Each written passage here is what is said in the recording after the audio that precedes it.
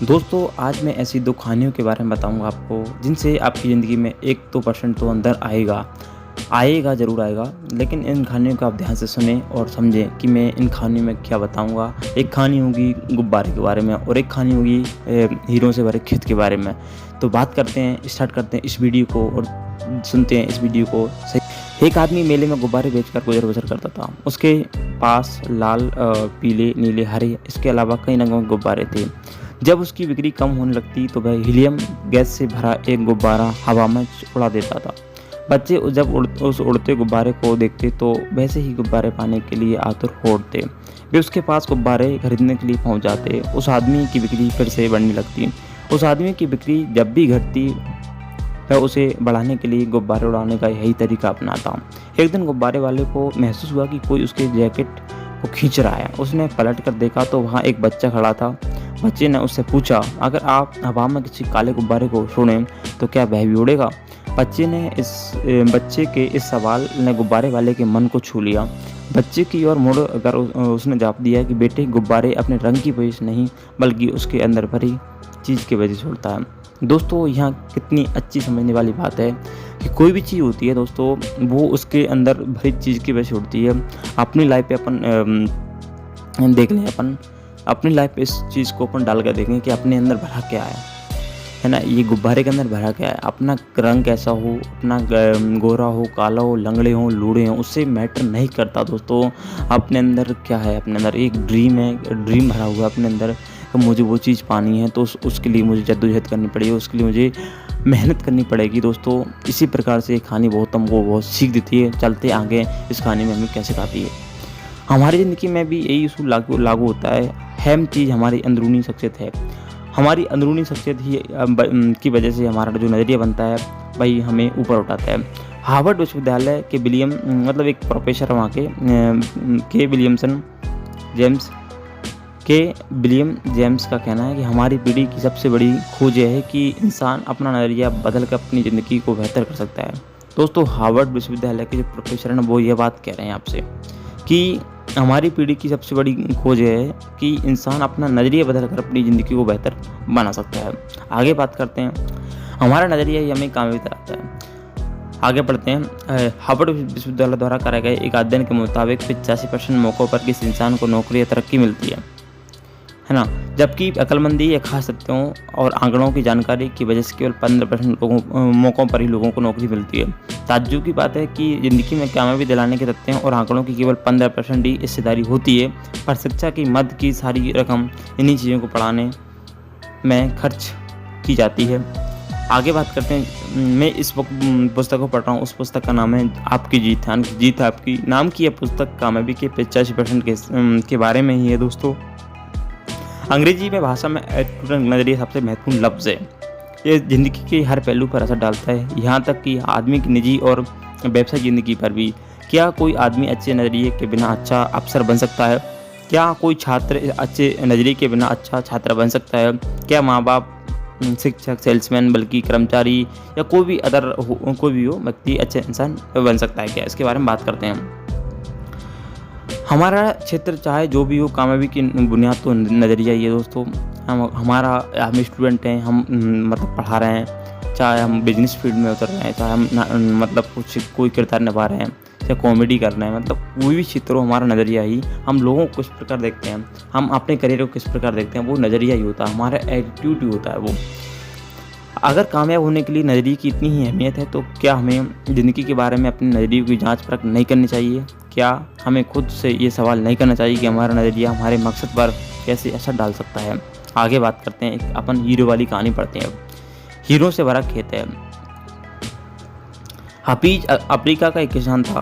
वह अपनी ज़िंदगी से खुश था और संतुष्ट था। हफीज खुश इसलिए था कि वह संतुष्ट था और संतुष्ट इसलिए था क्योंकि वह खुश था।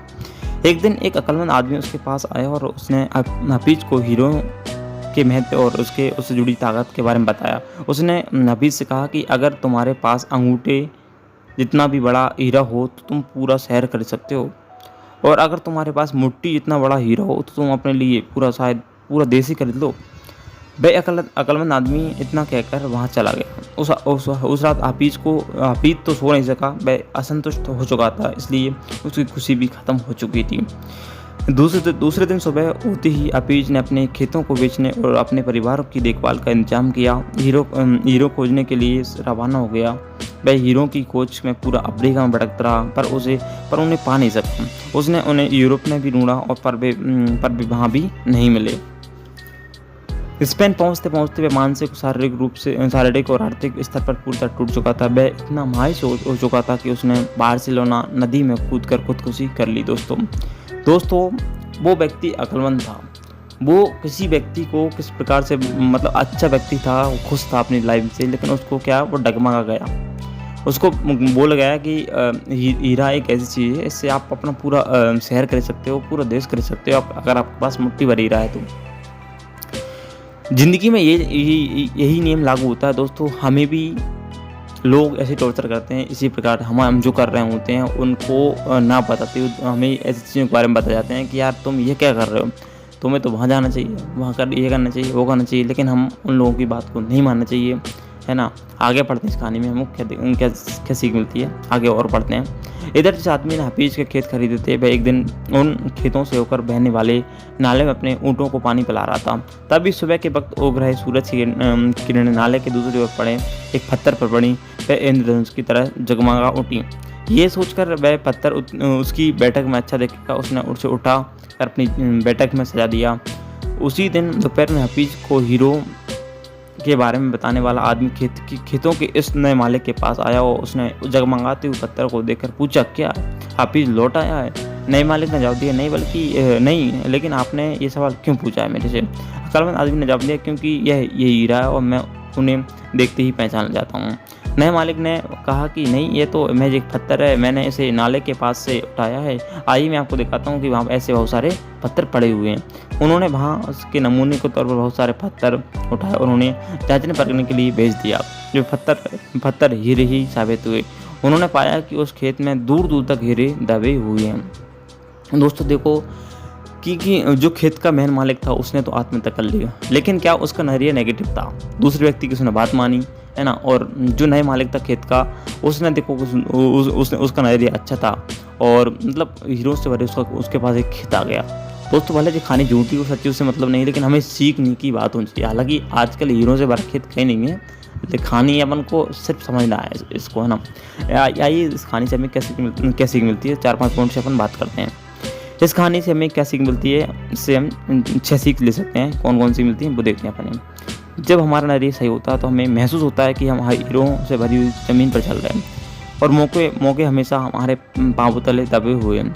हमें उनकी तलाश में कहीं जाने की ज़रूरत नहीं है, हमें केवल उनको पहचान लेना है। नंबर दूसरा पॉइंट है अपने पास, दूसरे खेत की घास हमेशा हरी लगती है। नंबर तीसरा क्या कह रहा है, हम दूसरे के पास मौजूद चीज़ों को देखकर लल जाते हैं, इसी तरह दूसरे हमारे पास मौजूद चीज़ों को देखकर लल जाते हैं।